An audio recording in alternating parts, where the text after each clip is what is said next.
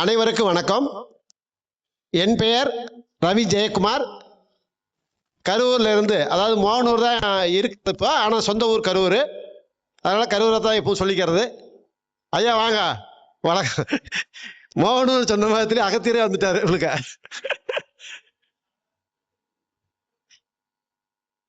சரிங்களா? சந்தோஷமான தருணம் அப்படின்னு நினைக்கிறேன் கண்டிப்பாலுமே. இன்னைக்கு 2வது ஜோதிட கருத்தரங்கம் ஸ்ரீ குரு அஸ்ட்ரோ அகாடமி நிறுவனம் 2வது கருத்தரங்கத்தை சிறப்பாக நடத்தி கொண்டிருக்கிறது. இதற்கு தலைமை தாங்கி நடத்தி கொண்டிருக்கும் நன்மினி ஐயா அவங்களுக்கும், KP ஆர்மு ஐயா அவங்களுக்கும், என்னுடைய உயிர் நண்பரான வடிவேல் ஐயா அவங்களுக்கும் என்னுடைய மனமார முதற்கண் வணக்கத்தை தெரிவிச்சுக்கிறேன். அதாவது ஜோதிடத்தில் நிறைய கருத்துக்கள் இருக்குன்னு சொல்லி எல்லாருமே ஒவ்வொருத்தருமே நம்ம பேசுகிறோம். கண்டிப்பாலுமே அது இருக்குது. ஆனால் பட் அதை யாரும் ஃபாலோ பண்ணுறதில்ல அப்படிங்கிறது என்னோட வருத்தமான பதிவை நான் பதிவு பண்ணுறேன். ஆனால் ஒவ்வொருத்தருக்கும் ஒவ்வொரு புரிதல் இருக்கும். கண்டிப்பாலுமே நம்ம எல்லாருமே ஒரே மாதிரி அதாவது மனித இனம்ங்கிற ஒரு பிறப்பு இருக்கே தவிர, ரத்தம் ஒரே மாதிரி இருக்குன்னு சொல்கிறோமே தவிர, மற்ற விஷயங்கள் எல்லாமே வெவ்வேறையாக தான் இருக்குது அப்படிங்கிறது நிதர்சனமான உண்மை. நல்ல ஃபஸ்ட்டு புரிஞ்சுக்கும். மனிதன் 7 பேர் இருக்கான்னு சொல்கிறாங்களே தவிர இது வரைக்கும் யாரும் பார்த்தது கிடையாது. அப்போ பார்த்ததே இல்லைங்கிற கருத்தை வச்சுக்கிட்டு நம்ம பேச முடியாது கண்டிப்பாலுமே. அப்போ மனிதன் ஒவ்வொருத்தருக்கும் ஒரு அங்ககாரம், ஏதோ ஒரு அடிப்படை. ரெட்டை குழந்தை பிறக்கிறவங்க கூட பார்த்தீங்கன்னா ஒரு வித்தியாசத்தில் வேறுபடுறாங்க. ரெட்டை குழந்தைய பிறக்கிறவங்க கூட ஒரு வித்தியாசத்தில் வேறுபடுறாங்க. அப்படி இருக்கும்போது 7 பேர் எப்படி ஒரே மாதிரி இருப்பாங்க? 7 பேர் ஒரே மாதிரி இருக்கிறதுக்கு வாய்ப்பே இல்லை. அதான் நிதர்சனமான உண்மை.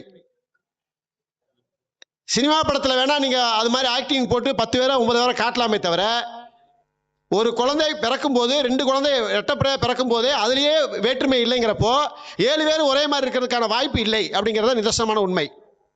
அதே மாதிரி ஜோதிட கருத்துக்களும் ஒரே மாதிரி எதிர்பார்க்கறது முடியாது கண்டிப்பாலுமே. அவங்கவுங்க திறமை அவங்களுக்குள்ள இருக்கும். அவங்கவுங்க படிச்சது அவங்களுக்கு பெத்த தாய் மாதிரி, அவங்க குழந்தை மாதிரி. நல்ல ஃபஸ்ட்டு புரிஞ்சுங்க. எப்பவுமே நாம ஒரு ஜோதிடத்தில் ஒரு கருத்து பதிவு பண்றோம், பேசுறோம் அப்படின்னா அவங்களுக்கு அது குழந்தை. அப்ப தன்னுடைய குழந்தைய நாம எப்போ என்ன செய்ய மாட்டோம்? எக்காலத்திலும் என்ன தப்பு பண்ணாலும் குறை சொல்ல மாட்டோம் கண்டிப்பாலுமே. அப்படி இருக்கிறப்போ, அதாவது காக்கைக்கு தன் குஞ்சு பொன் குஞ்சுன்னு சொல்றாங்க. சரிங்களா? காக்கைக்கு தன் குஞ்சு பொன் குஞ்சுன்றாங்க. அப்ப எப்படி பொன் குஞ்சுன்றாங்க? என்ன தப்பு செஞ்சாலும் தாய், அவங்களுக்கு தாய் தான் அவங்க. சரிங்களா? தாய் மாற மாட்டா. அப்ப வேணா மாறிடலாம். தாய் மாற மாட்டாது உண்மையா இருந்தா, அதே மாதிரி அவங்கவுங்க படிச்ச ஜோதிட சாஸ்திரம் உண்மையானதுன்னு அர்த்தம். இதெல்லாம் ஃபர்ஸ்ட் புரிஞ்சுக்குங்க. அதனால ஜோதிட கருத்துக்கள்ல ஒவ்வொருத்தரும் ஒவ்வொரு பதிவுகளை பண்றாங்க. எல்லாமே எடுத்து பார்க்குறோம். அவங்களும் ஒரு ப்ரூவ்மெண்ட் சொல்றாங்க, இன்னொருத்தர் ஒரு ப்ரூவ்மெண்ட் சொல்றாங்க. இப்ப இந்த ப்ரூவ்மெண்ட் உதாரணத்துல ஐயா பேசினாரு, இவர் சேலம் இரும்பால விஜயன் ஐயா பேசினாரு. அதுக்கு உதாரணம் நானே, ஆனா அது விதிவிலக்கு நானே. நான் சொல்றேன் உங்களுக்கு அந்த விஷயத்த. இது நீங்க எத்தனை பேர் சர்ச் பண்ணி தெரியாது. செவ்வாய் ராகு சாரத்தில் இருந்தால் அவருக்கு என்ன இருக்காதுன்னு சொன்னாரு? வாரிசு இருக்காதுன்னு சொன்னாரு. சரியா? முடிஞ்சு போனா, அதாவது இந்த 4வது வீட்லயோ இல்ல வேற தொடர்புலயோ இருந்துச்சுன்னா, செவ்வாய் தொடர்புல இருந்தாலும் என்னது வாரிசே இருக்காது அப்படின்னு சொன்னாரு. இல்லைனால் ஒரு வாரிசு இருக்கும், பெண் வாரிசா இருக்குன்னு சொன்னார். சரிங்களா? அப்போ செவ்வாங்கிறது வீரியக்காரனா, அதனால ராகு சாரத்தில் இருந்தா அந்த மாதிரி வராது அப்படின்ற மாதிரி ஒரு விஷயத்த சொன்னார். அதே மாதிரி பகை வீட்டில் இருந்தா சுத்தமா வராது அப்படின்னு சொன்னார். 6, 8ல் இருந்தாச்சுன்னா, பகை வீட்டில் இருந்துச்சுன்னா அது சுத்தமா வராது அப்படின்னு சொன்னார். அடியனுக்கு லக்கணத்துக்கு 6ஆம் வீட்டில் செவ்வாய் சதய நட்சத்திரத்தில் இருக்குது. சரிங்களா? எனக்கு 2 பெண் குழந்தை, ஒரு ஆண் வாரிசு, 3 பேர் இருக்காங்க. நல்ல ஃபர்ஸ்ட் புரிஞ்சுக்கு. இதே உதாரண ஜாதகம். சரி, ரைட்டு. அப்போ அவர் சொன்ன விதி தப்பா, இப்ப நான் சொல்றது தப்பா அப்படின்னு கேட்டா, ரெண்டுமே ரைட்டு தான். ரெண்டுமே ரைட்டு தான். ஏன் அப்படி ரெண்டுமே ரைட் வருது அப்படின்னு கேட்டீங்கன்னா, அங்கதான் விதின்று இருக்குது, விதி விளக்குன்று இருக்குது ஒண்ணு. சரிங்களா? அந்த விதி விளக்கை புல்பில் பண்றது எதுனா யோகம் தான் புல்பில் பண்ணுதுன்னு நான் சொல்றேன். புரிஞ்சுக்கங்க. அந்த விதி விளக்கை புல்பில் பண்றது எதுனா யோகம் தான் புல்பில் பண்ணுது. எப்படி அப்படின்னு கேட்டீங்கன்னா, எனக்கு செவ்வாய் சதய சாரத்தில் நிக்குது. அந்த சதயம்ங்கிறது ராகு பகவான். ராகு தான் எனக்கு யோகி. நல்லா ஃபர்ஸ்ட் புரிஞ்சுக்கணும். ராகு தான் யோகி. அப்ப யோகியா இருக்கிறவரு கரெக்டா, அதாவது ஆண் வாரிசு பிறந்தது எப்போ அப்படின்னா, சனி ராகு புத்தியில தான் ஆண் வாரிசே பிறந்தார். நல்ல ஃபர்ஸ்ட் அந்த ராகு புத்தியில தான் இந்த ஜோதிட கலைக்குள்ள உள்ள வந்தேன். நல்ல ஃபர்ஸ்ட் புரிஞ்சுக்கங்க. அப்போ அந்த அந்த கரு பிறக்க தான் நான் உள்ளுக்கு வரேன். ஆனால் எனக்கு நடப்பு கரணம் கரசை கரணமா இருக்கு, அவன் பிறந்த கரணமும் கரசை கரணமா இருக்கு. அப்போ சர்ச் பண்ணி தான் ஒரு வீடியோ வாழப்பாடியில் பேசுறேன், அந்த வீடியோ சூப்பரா போச்சு. சரிங்களா? அப்போ கர்ணங்கிற ஒரு விஷயத்துல, அதாவது நடப்பு கர்ணம் ஒன்று இருக்கு. அது நடப்பு கர்ணங்கிறத நான் தான் ஃபாலோ பண்ணி வச்சிருந்தேன். ஆனால் பட் இது ஃபாலோ பண்ணல, எடுக்கல. ஆனால் 90% நான் என்னுடைய ஜாதகத்துக்கு அப்ளை பண்ணும்போது கரெக்டாக இருந்துச்சு. இன்னைக்கு ஐயா சொன்ன விதிக்கு முரண் விதியா இருக்கு. ஆனால் பட் அதில் எது முரண் விதியா மாத்துச்சு அப்படின்னா யோகம் தான் மாத்துச்சு அப்படிங்கிறத ஆணித்தரமா நான் சொல்றேன். சொல்றது புரியுதுங்களா? செவ்வாய் வந்து ராகுசாரத்தில் இருந்தால் ஆண் வாரிசு கிடையாதுன்னு சொன்னார் ஐயா. சொன்னார் இல்லை, மீட்டிங்ல சொன்னார், பேசினார், கேட்டீங்க எல்லாருமே கேட்டீங்களா? அது விதி விலக்குக்கு தான் நான் சொல்றேன் தவிர அவர் சவால் விட்டு நோவடிக்கிறதுக்காக சொல்ல. நல்ல ஃபஸ்ட்டு புரிஞ்சுக்கணும் ஒரு விஷயம். ஐயா வந்து குபேரன் ஐயா வந்து என்ன சொன்னாருன்னா, அதாவது யோகங்கிறது பலன் இல்லை, நான் செஞ்சு பார்த்த வகையில் இல்லை அப்படின்னு ஒரு விஷயத்த சொன்னார் அவர். சரிங்களா? அவர் உண்மையை சொல்றாரு, அவர் அனுபவிச்ச வகையில் தெரியல அவருக்கு. நல்ல ஃபஸ்ட்டு புரிஞ்சு. ஒருவேளை ஒரு இடத்துல என்ன சொன்னாரு, அது எனக்கு இது பொருந்துது மற்றவங்களுக்கு பொருந்தலையும் சொல்றாங்க அப்படிங்கிற ஒரு விதியும் பதிவு பண்ணார் அவர். அப்போ இதுல என்னன்னா நம்ம ஃபாலோ பண்றது இல்லை, அதான் உண்மை, நிதர்சனமான உண்மையை தவிர எது தவறு என்பது கிடையவே கிடையாது. இப்ப நான் ஃபாலோ பண்ணிக்கிட்டு இருக்கிறேன். அதாவது நீங்க உங்கள்கிட்ட நீங்க அதிகம் நேசிக்கிறது யாருன்னு கேட்டீங்கன்னா யாரை சொல்லுவீங்க? ஃபர்ஸ்ட் உங்களுடைய குழந்தைகளை தான் நேசிப்பேன்னு சொல்லுவீங்க. நல்லா வச்சு புரிஞ்சுக்க. அப்போ என்னுடைய குழந்தைய நான் பார்க்கிறேன், நான் திதியையும் கர்ணத்தையும் யோகத்தையுமே என்னுடைய குழந்தையா பார்க்கறேங்க. அப்படிங்கிறப்ப நான் அதை நேசிச்சுதான் பதில் சொல்ல முடியும். அதாவது உங்களுக்கு வேணா அது தவறா இருக்கா, நீங்க நேசிக்கிறது வேறையா இருக்கு, அதான் பிரச்சனைங்க. எப்படிங்க? நீங்க நேசிக்கிறது வேறையா இருக்கு, அதாவது பிரச்சனைங்க. வேற எதுவும் பிரச்சனை கிடையாதுங்க. உனக்கு எனக்கு என்ன, யார் நீங்க யாருன்னு தெரியாது, நான் யாருன்னு உங்களுக்கு தெரியாது. அப்படி இருக்கும்போது ஜோதிட கருத்தில் நான் பேசுறது தப்புன்னு எப்படி சொல்ல முடியும்? தப்புன்னு சொல்றது காரணம் என்னன்னு கேட்டீங்கன்னா, நீங்க நேசிக்கிறது வேற ஒன்று நேசிக்கிறீங்க அதிகமா அப்படின்னு அர்த்தம். நீங்க பாரம்பரியத்தை அதிகமா நேசிக்கிறீங்கன்னு வச்சுக்கோங்க. பாரம்பரியத்தில் வரதான் திதியோக கரணமே, ஆனா இது வேற சப்ஜெக்டா நினைச்சுக்கிட்டு பேசுறாங்க எல்லாருமே. நல்ல வச்சு புரிஞ்சுக்குங்க. சரியா? அப்போ இதுக்குள்ள வருது, ஆனா பட் அது வேற எடுத்து பார்க்கறப்ப தப்பா தெரியுது, அவ்வளவுதான். ஆனா அது விஷயமா நம்ம படிக்கிறது இல்லைன்னு அர்த்தம், அது விஷயமா நம்ம பலன் சொல்றது இல்லைன்னு அர்த்தம். அதுக்காக அவங்களுக்கு தெரியாதுன்னு சொல்ல முடியாது, எல்லாத்துக்குமே தெரியும். சோசியருக்குலாம் படிப்பு தேவையில்லை சார், அனுபவம் தான் சார் தேவை. நல்ல ஃபஸ்ட்டு புரிஞ்சுக்க. டிகிரி வேணும், பட்டம் வேணும், அதெல்லாம் எதுவுமே தேவையில்லை. சரிங்களா? சோசியத்துக்கு என்ன தேவை? அனுபவம் தான் தேவை. சரிங்களா? அதுக்கு தான் என்ன சொல்லுவாங்க, வலுத்தவன் தான் ஜாதகம் பார்ப்பேன் அப்படின்னு சொல்லி வச்சிருப்பாங்க முன்னாடியே. என்னங்க வலுத்தவனா யாருங்க? வழுக்க தலையா உள்ளவன், வயசானவன். சரியா? இப்ப ஜோதிட கருத்துல கூட எல்லா வேலையிலும் இருக்கிறவங்க வேலையெல்லாம் முடிச்சுட்டு பணியில இல்லாதவங்க தானே வந்து ஜோதிடத்துக்குள்ள வந்து உட்காந்துருக்கிறோம். நல்ல பெஸ்ட் புரிஞ்சுங்க. அப்போ ஏன் அப்படி சொல்லி வச்சாங்க அப்படின்னா, வாழ்க்கையில கெட்டு போனவன், வாழ்க்கையில பாதிக்கப்பட்டவன், வாழ்க்கையில சங்கடப்பட்டவன், அவன் தான் ஜோதிடத்துக்கு வர முடியும், அவனுக்கு அவன் தான் கருத்தை கொடுக்க முடியுங்கிறதுக்காக தான் ஜோதிடத்துல வரவங்க பூராமே பாதிக்கப்பட்டவங்க தான் இருப்பாங்க ஏதோ ஒரு வகையில. ரெண்டாம் இடம் பாதிக்கப்பட்டவங்க தான் உள்ள வருவாங்க. வருமானத்தில் பாதிக்கப்பட்டவன், குடும்பத்தில் பாதிக்கப்பட்டவன், பிள்ளைங்களால பாதிக்கப்பட்டவன், இவங்க தான் உள்ள வருவாங்க. நல்ல பெஸ்ட் புரிஞ்சுங்க. சரியா? அப்போ அது மாதிரி ஒரு விஷயங்கள அப்போ ஜோதிடங்கிறது எங்கேயோ இருக்கு அப்படிங்கிறதுக்கு அர்த்தம் உண்டு. ஆனா ஜோதிடங்கிற தொழில் வந்து பாத்தீங்கன்னா 8ஆம் இட தொழில் தான். நம்ம 8ஆம் இடத்தை தான் என்ன கழுவி ஊத்துறோம். நல்லா வச்சு புரிஞ்சுங்க. 8ஆம் இடம் சரியில்லை, 8ஆம் இடம் சரியில்லை, நீ குட்டிச்சோரா போயிருவ, நீ ஒன்றும் பண்ண முடியாது அப்படிங்கிற, அதாவது 8ஆம் இடத்தை சொல்லியே பொழைக்கிற தொழில் எதுன்னா ஜோதிட தொழில் தான்.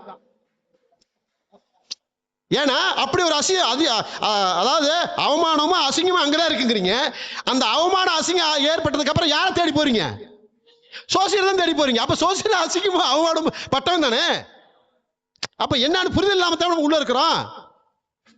வாழ்க்கையில சிந்திச்சு பார்த்தா இதுலதாங்க கெட்ட பேர் வாங்குறவங்க, அவமானப்படுறவங்க இன்னைக்கு காலத்துல நல்ல பேர் வாங்குற இடத்துல இருக்கிறோம். அதான் விஷயம்.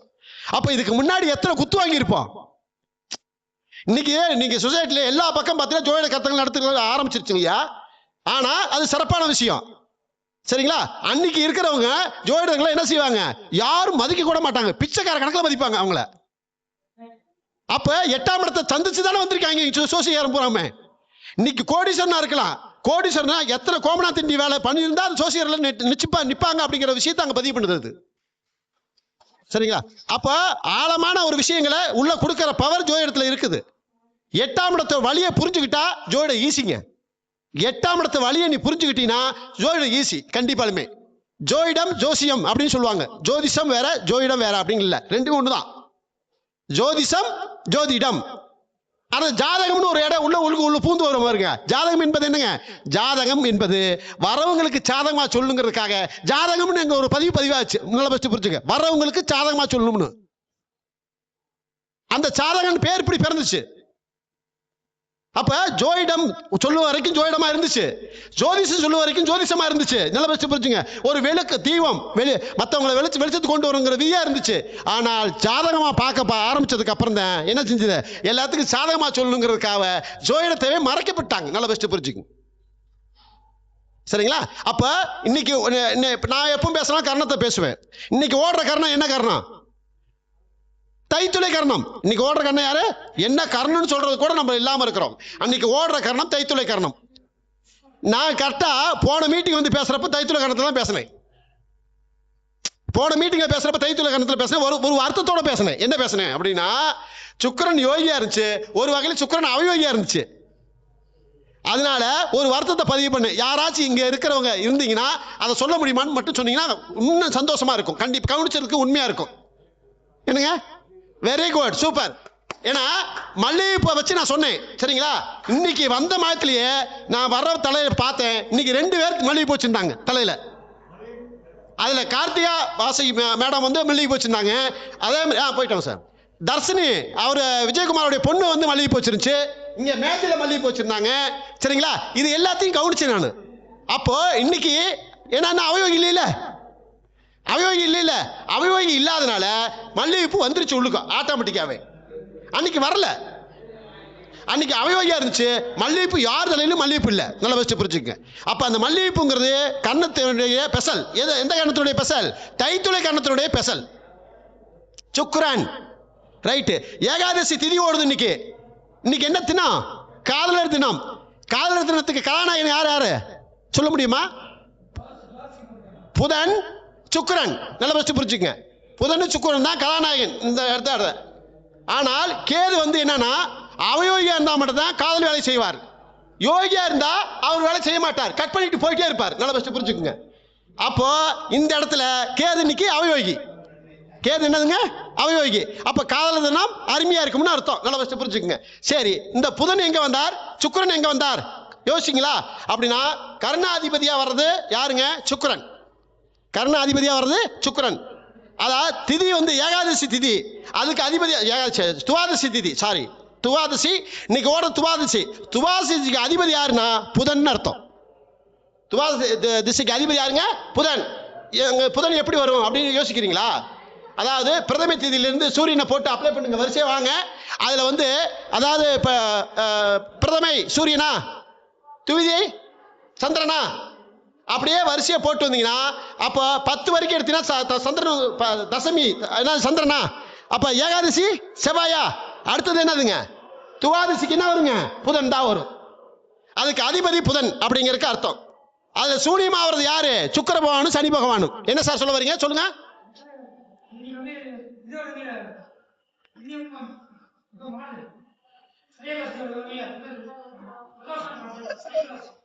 இல்ல எத்தனை மணி வரை இருக்குதுன்னு பாருங்க. எத்தனை மணி வரை இருக்குன்னு பாருங்க சார். 3 மணி வரைக்கும் வேலை இருக்குது. சரிங்களா? அப்போ நம்ம ஆரம்பத்தில் இருக்கிற திதியை சொல்றேன் நான். சொல்ல போறீங்களா? அப்ப இது பிறந்தது, அதாவது இன்னைக்கு காதல தினம் சொல்றோம்ல, அந்த காதல தினம் பிறந்தது எந்த திதியில பிறந்துச்சு? துவாதசியில் தானே பிறந்துச்சு. அதான் நம்மளுக்கு தேவை. அதுக்கப்புறம் நன்னாவர திதி நம்மளுக்கு தேவையில்லை. இப்போ நல்ல பெஸ்ட் புரிஞ்சுக்குங்க. அதனால புதனுங்கிறது இங்க வந்துட்டார். புதனுங்கிறது காதலுக்கான கதாநாயகன் தான். சரிங்களா? அப்போ செவ்வாங்கிற வீரியம் வேணும்ல. அதாவது சுக்கிரன் இருந்தாலும், சுக்கிரன்ற காமம் இருந்தாலும் அது உற்பத்தி பவர் பண்ற கிரகம் எதுங்க? செவ்வா. அப்ப செவ்வாவுடைய ஆண்மை வேணும்ல நம்மளுக்கு. அந்த அடிப்படையில் செவ்வாய் தான் இன்னைக்கு யோகி. செவ்வாய் தான் என்னங்க? யோகி. சரிங்களா? அதாவது ஒருத்தர் லவ்வ தெரிவிக்கணும் கூட என்ன மனசுல வேணுங்க? திடம் வேணும்ல, மனசுல உறுதி வேணும்லங்க, அந்த போல்டன்ஸ் வேணும்ல, அந்த தன்னம்பிக்கை வேணும்ல. அந்த தன்னம்பிக்கை எல்லாத்துக்கும் அது யார் பண்றா? செவ்வாய் தான் பண்ணுவான். அவன் தான் என்ன செய்வான்? துணிஞ்சு போய் ஐ லவ் யூ மேடம் அப்படின்னு சொல்லுவான். நல்ல பெஸ்ட் புரிஞ்சுங்க. அப்ப ஐ லவ் யூன்னு சொல்ற அந்த லவ் பண்ணதுக்கு அப்புறம் ஏத்துக்கிறது, 2 பேரும் இணைகிறது சுக்கிரன். நல்ல பெஸ்ட் புரிஞ்சுக்குங்க. ஆனா ஃபர்ஸ்ட் சொல்றதுக்கு ஒரு தெம்பு வேணும்ல மனசுல. அந்த தெம்பை உருவாக்கி கொடுக்கிறவன் யார்? செவ்வாய். அவன் தான் யோகினிக்கு. சரியா? அதே இதுல கேது யோகியா இருந்தான்னு வச்சுக்கோங்க, என்ன தெரியுமா? இருக்கிற விஷயத்தை கட் பண்ணிட்டு போயிட்டே இருப்பான். நல்லா வச்சு புரிஞ்சுங்க. அவர் அவயோகியா இருக்கிறனால அப்ப நீ பண்ற லவ் சக்சஸ் ஆகும்னு அர்த்தம். புரிஞ்சுக்குங்க. சரிங்களா? அப்போ அந்த கேதுங்கிறது இங்க வந்து இன்னைக்கு அவயோகியா இருக்குது அப்படிங்கிறத ஒரு கான்செப்ட் புரிஞ்சுங்க. அப்போ தைத்துளை கரணம் இன்னைக்கு ஓடுற கரணம் தைத்துளை கரணம். தைத்துளை கரணத்தினுடைய அதாவது ஐயா சொன்னாங்க இப்போ மீட்டிங்ல பேசுறப்ப யார் கவனிச்சிங்களா கவனிக்கலையே, நான் கவனிக்கிறேன். எனக்கு அது தேவை, எனக்கு அது தேவை. சரிங்களா? அகங்காரம் அப்படின்னு சொன்னார். தைத்துளை கரணத்துக்கு என்ன சொன்னீங்க ஐயா? அகங்காரம் அப்படின்னு சொன்னீங்க. மீனிங் இருக்குது இல்லைங்களா? இல்லைங்களா? இருக்கு. அப்போ அந்த அகங்காரங்கிற விஷயம் யாருக்கு உண்டுன்னா சுக்கிரனுக்கு தான் உண்டு. அதனாலதான் சுக்கிரன் என்ன சொல்றாங்க? அசுரகுருன்னு சொல்லுவாங்க. என்ன குரு? அசுரகுருன்னு சொல்லுவாங்க. ஏன் தேவகுருன்னு சொல்லாமல? தேவகுரு மந்து தான் இருக்கும்.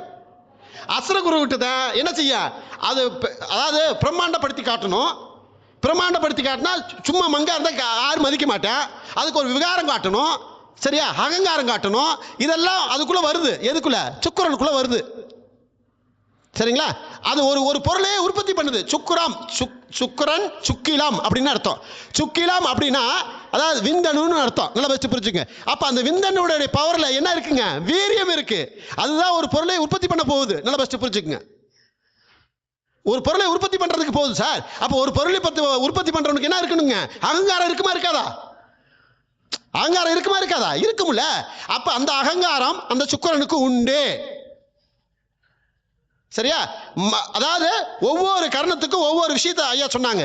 அதுக்கான விளக்கம் கொடுக்கல. ஆனா பட் அந்த அந்த விளக்கத்தை நான் உள்வாங்கிக்கிட்டேன். கண்டிப்பாலுமே எனக்கு ரொம்ப பிடிச்சிருந்துச்சு அந்த விஷயம். சரிங்களா? அப்போ கர்ணம் என்பது மிக நிதர்சனமான உண்மைங்க ஐயா. நான் எந்த வகையில் உங்களுக்கு ப்ரூஃப் பண்ணிங்கிறதுக்காக நான் சொல்றேன் வேணா. ஏன்னா அதாவது இன்னைக்கு மனுஷனை பார்த்து இன்னைக்கு ஜாதகம் பிறந்த டேட்டா இருந்தாலும் ஜாதகம் எழுத முடியும். ஆனா கர்ணம் என்பது உங்களை பார்த்து உங்க நடவடிக்கை வச்சே ஜாதகம் எழுதலாம். நல்லா வச்சு புரிஞ்சுக்க. அந்த அளவு கர்ணம் சப்போர்ட் பண்ணணும்னு நான் சொல்றேன். சரிங்களா? ஒரு 10 நாளைக்கு அவனோட பேசணும்னா அவன் என்ன கர்ணம் சொல்லிடலாங்க ஐயா. அந்த அளவு கர்ணம் கண்டுபிடிச்சா அவன் குணாதிசயத்தையும் அவர் அடிப்படை விஷயத்தையும் அவன் எதுக்காக பிறந்திருக்கா கர்மாவுக்காக பிறந்திருக்காங்கிற விஷயத்தையும் சொல்ற ஒரே பவர் எதுல இருக்குன்னா கர்ணத்துல இருக்குன்னு நான் சொல்றேன். சரிங்களா? இப்ப நான் பேசுறத வச்சு நான் பவகரணம். நான் பார்க்க சாதாரணமா இருப்பேன். ஆனா பட் பேசும்போது மட்டும் வேகமா தெரியும். நல்லா வச்சு புரிஞ்சுக்குங்க. ஆனா பார்க்கறப்ப என்ன எல்லாருமே எப்படி சொல்லுவாங்கன்னா, நீ என்ன ஒரு நிர்வாகி மாதிரியே இருக்க மாட்டேங்கிறீங்களே, என்ன இடையில ஒரு ஆளா இருக்கிற மாதிரி இருக்கிறீங்களே அப்படிங்கிற மாதிரி சொல்லுவாங்க. எல்லாருமே என்கிட்ட பேசுவாங்க. நான் மேடையில் பேசும்போது வாங்கய்யா அப்படின்னு நான் மேடையில் பேசும்போது வாங்கய்யா. எந்த இடத்துல தெரிவிக்கணுமோ அந்த இடத்துல தெரிவிச்சா தானே அந்த விஷயம் சிறப்பா இருக்கும். இங்க வந்து நான் பேச தெரியாம போயிட்டுன்னா அதுக்கு சிறப்பே இல்லை. நல்லா வச்சு புரிஞ்சுக்குங்க. சரியா? எந்த இடத்துல காட்டணுமோ, எந்த இடத்துல வேகம் இருக்கணுமோ, எந்த இடத்துல சுறுசுறுப்பு இருக்கணுமோ, எந்த இடத்துல நிதானம் இருக்கணுமோ, அப்படி இருந்தால் மட்டுமே அந்த கரணத்துக்கான மரியாதை கிடைக்கும் நான் சொல்றேன். சரியா? பவம்னா என்னது? செஞ்ச காரியத்தில் ஒரு நிமிஷம் கூட தோல்வி அடையக்கூடாதுங்கிற எண்ணத்தோட வாழக்கூடிய மிருகம் பவகரணம், சிங்கம்.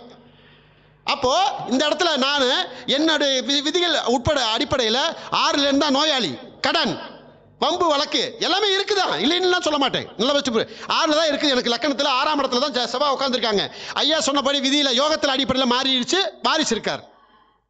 2 பெண் குழந்தைங்க இருக்காங்க. அது உண்மை. வாரிசு இருக்காங்க. சரிங்களா? ஆனா இதுக்கு இடையில எத்தனை பிரச்சனை சந்திச்சிருக்கிறேன் அப்படிங்கறதா முக்கியமான விஷயம். ஈஸியா வந்தது அல்ல அப்படிங்கிற ஒரு விஷயத்தை அங்க பதிவு பண்ணுது. சரிங்களா? அப்போ செவ்வாங்கிற கரணத்தை கண்டுபிடிச்சதுக்கு அப்புறம் அதை ஃபாலோ பண்ணதுக்கு அப்புறம் நான் எனக்குள் ஏற்பட்ட பிரச்சனை இருந்து வெளியே வந்திருக்கிறேன். அதுதான் பவகரணம் மோதிரத்தை நான் போட்டிருக்கேன். இதை போட்டதுக்கு அப்புறம் என்னுடைய செயல்பாடுல நான் வெளி உலகத்துக்கு தெரிய ஆரம்பிச்சேன். அதாவது இது வந்து உதவி பண்ணுச்சா? அப்படி இல்லை. நல்ல பஸ்ட் உனக்குள்ள ஒரு நம்பிக்கை வேணும். நல்ல பஸ்ட் நீ என்ன கர்ணத்தில் பிறந்திருக்கீங்க ஃபர்ஸ்ட் கண்டுபிடிச்சு அந்த கர்ணத்தை எந்த வகையிலாம் நீ பயணிக்கிற, எந்த வகையிலாம் தேடுற, எந்த வகையிலாம் அது மாதிரி வேலையை செய்யற, அதுக்கான உதவிகரத்தை நீ பண்ற அப்படிங்கிறத பொறுத்து உன்னுடைய மாற்றம் வரும்னு நான் சொல்றேன். புரிஞ்சுக்குங்க.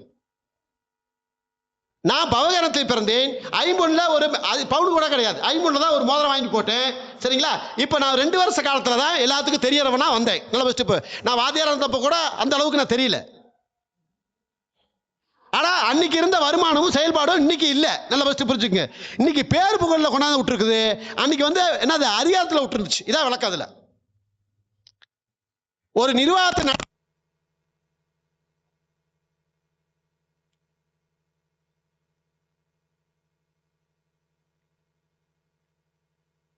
புகழுக்காக புகழை சேர்க்கணும், புகழ்ல எந்த வகையிலையும் பாதிக்க கூடாது அப்படின்னு நினைச்சீங்கன்னா தைத்துளை கரணத்தை பாராட்டி பாருங்க. நீ இழந்த புகழை கூட திரும்ப பெற முடியும். தைத்துளை கரணத்தை நீங்க சீராகவும் சிறப்பாகவும் பயணிச்சீங்கனால் நிச்சயமாலுமே இழந்த புகழை திரும்ப பெற முடியும். இப்ப அதிக உதாரணம் வேணாம். எம்ஜிஆர் இருக்காரு இல்லையா, எம்ஜிஆர் இருந்தார் இல்லையா, எம்ஜிஆர் வந்து என்ன காரணங்க? பவகரணங்க. அவர் சிங்கத்தையே வாங்கி வளர்த்தாருங்க. 1க்கு 2 சிங்கம் வாங்கி வளர்த்தாருங்க. அவர் சிங்கம் வாங்கி வளர்த்ததுக்கு அப்புறம் தான் அவருடைய தகுதிகள் எல்லாமே என்ன செஞ்சிருச்சு, படிப்படியா உயர்ந்துச்சுங்க. 40 வயசுக்கு மேல 41 வயசுக்கு மேல தாங்க அவர் டெவலப்புக்கே வந்தாரு. என்னங்க கதாநாயகனே வந்தாரு.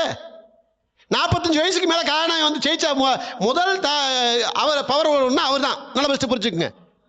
அப்போ அவங்க என்ன கர்ணத்தை இப்ப யோகி பாபு இருக்காரு சரிங்களா.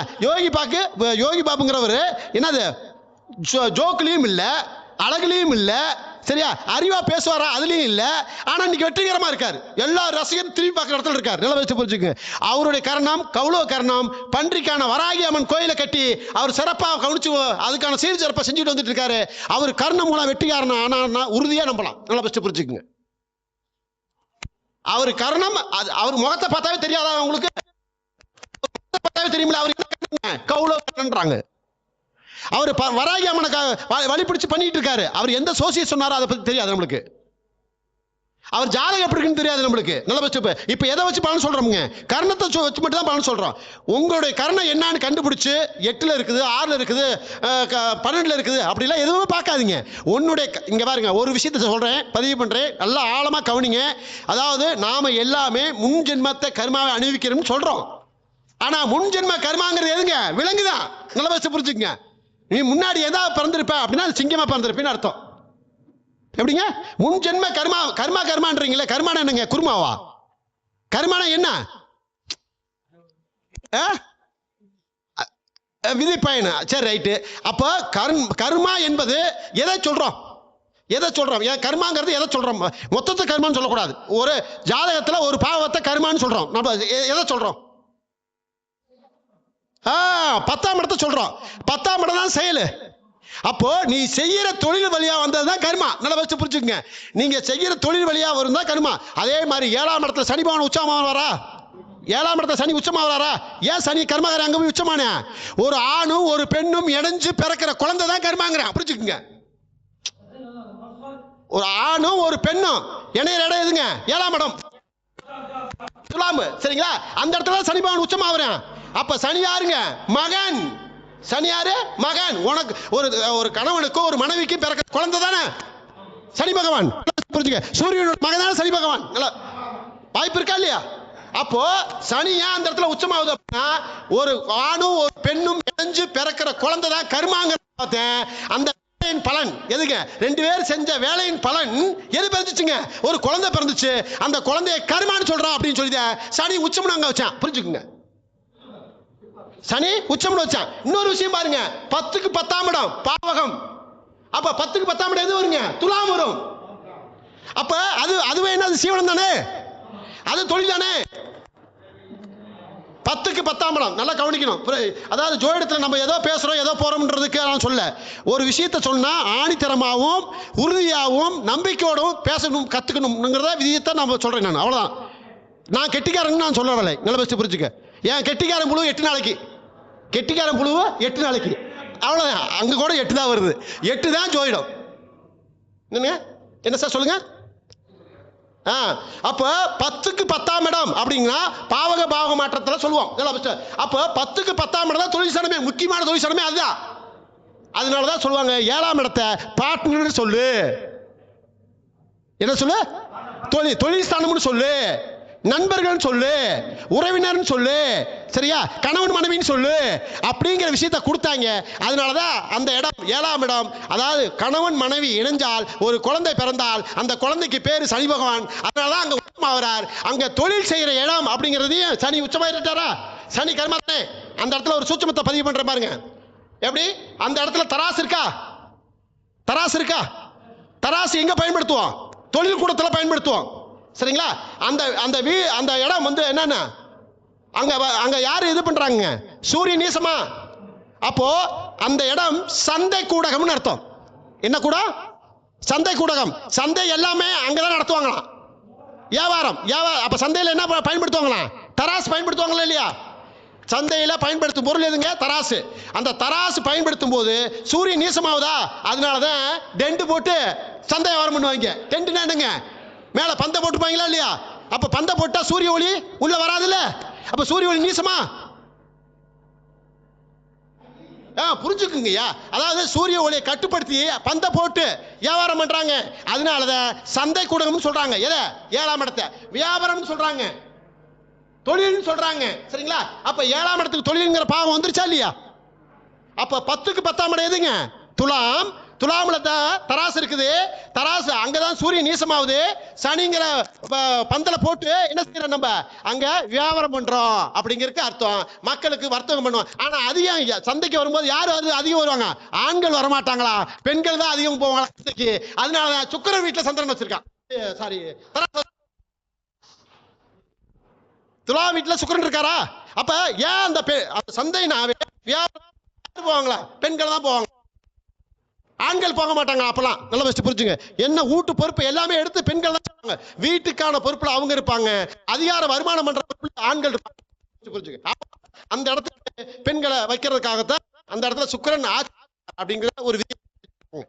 இப்ப நம்ம இதுல நீங்க என்ன புரிஞ்சுக்கணும் அப்படின்னு கேட்டா, அதிபதி சனி, இந்த சனி வந்து உச்சமாவறார். அப்ப அந்த இடத்துல நீங்க 10 தானே வருது. அப்ப அந்த இடத்துல இல்லாத வலிமை 10ஆம் இடம்.